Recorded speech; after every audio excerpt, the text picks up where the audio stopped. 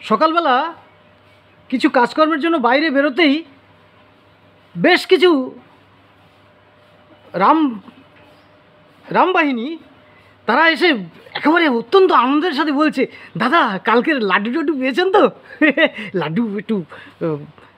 আমি পরিষ্কার করে তাদেরকে জানালাম, কেন লাড্ডু পাবো কেন আর খাবো কেন? আসলে পশ্চিমবঙ্গে গত প্রায় 1 দশক ধরে যে হারে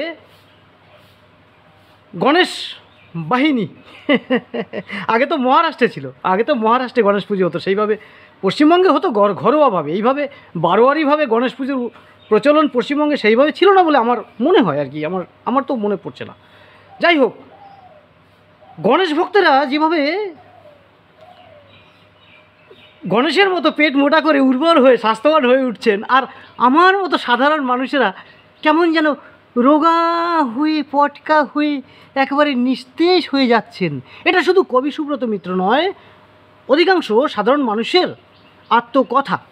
সেই জায়গায় দাঁড়িয়ে আজ এই রামনবমীর পরবর্তী দিনের স্বর্ণালী প্রভাতী সকালে আমি কি করে তাদের সাথে একাত্ম আনন্দে মাতোয়ারা হই? কারণ এই রামবাহিনী যদি আগামী দিনে কোনো এক সময় যদি তারা ঠিক একই জায়গায় অর্থাৎ ক্ষমতায় পজিশনে এসে যায়, তাহলে এখান থেকে লাড্ডু খাইয়ে দিয়ে আবার কোন জায়গায় দিয়ে লাড্ডু গুনে গুনে বার করে নেবে। তখন আমার সেই পজিশনটা কোন জায়গায় গিয়ে দাঁড়াবে বলুন তো? আমার সেই কবি সুব্রত মিত্র যে জায়গাটায় আমি এখন যে বিলং করছি, আপনাদের মনের মণিকোঠায় নিরপেক্ষভাবে মানুষের কথা বলে, মানুষের কথা ভেবে, সমাজের কথা বলে, সেই জায়গাটা কি আমি থাকবো? অর্থাৎ নো লাড্ডু, নো সেটিং ফেটিং বেটিং, কবি সুব্রত মিত্র ইজ কবি সুব্রত মিত্র। এটা মাথায় রাখবেন।